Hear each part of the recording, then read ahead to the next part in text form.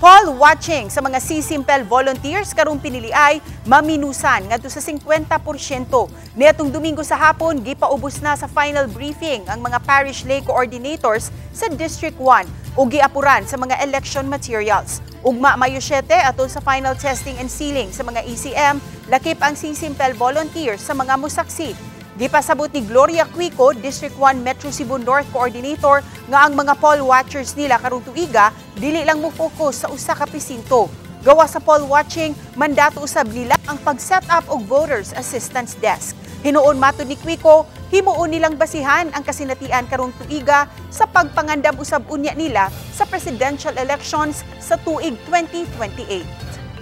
Kay first, we are banking on the assurance that the new ACM will make the transmission simultaneous to all our servers. We have a server of PPCRB in Manila. So, muna siya nga.